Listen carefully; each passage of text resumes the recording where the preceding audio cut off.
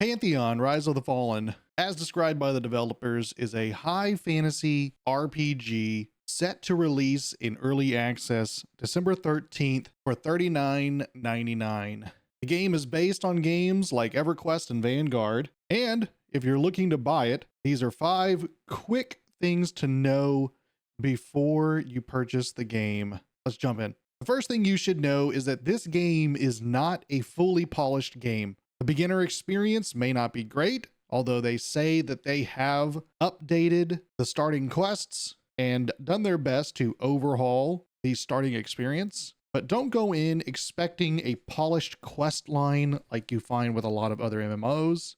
And it should also be noted, you will probably encounter bugs. The game is still under development. It is not a 1.0 release. It is early access, emphasis on early access. They plan on being in early access for at least 2 years.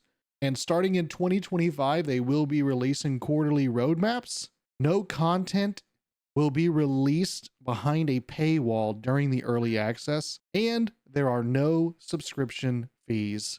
The $39.99 gets you everything for as long as the game is in early access. But please understand, the game is under development, which means there will be changes and there will be bugs. Once the game is fully released, they have considered doing a monthly fee or releasing paid DLC, but nothing is confirmed as of right now, and they do plan on being in development for at least 2 years. And they have stated that you should be ready for wipes, but they will give a good amount of warning before they do so. The second thing you should know is that there are 6 of the 9 planned races and 12 of the 14 planned classes that are coming with early access release on the 13th.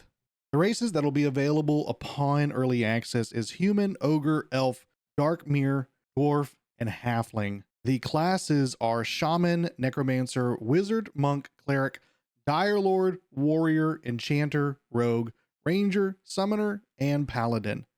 I'll have the spreadsheet up on screen of which races you need to select in order to choose the class that you want to play. The third thing to know is that there are 6 zones to explore, and they categorize these as large zones that you will be able to explore upon early access. And that is Thronefast, Avendir's Pass, Hallnir Cave, Silent Plains, Eastern Plains, and Wild's End. Each zone will have dungeons and hidden treasures to seek out. Number 4 is that in addition to the other things that I just mentioned, you should know that level 40 is going to be the level cap. There are extreme climates in this game, and you will have the ability to craft or buy supplies that will help you counter those climates. There are crafting professions that will scale with you as you level. And in addition to all of that, there will be plenty of overland and dungeon content with crafting and salvaging. The last thing that you should know is that the game is able to be played solo, but the developer, as well as other people, highly recommend you find a group to play. Not only is the game more enjoyable when you are in a group, but the content can be very difficult, and a lot of it is designed with multiple people in mind and you being able to use your abilities together with other people. The developer has outright stated that the heart and soul of this game is when you come together with groups to tackle content. So if you don't have anybody going into the game with you, do your best to talk in chat and get some kind of a group together.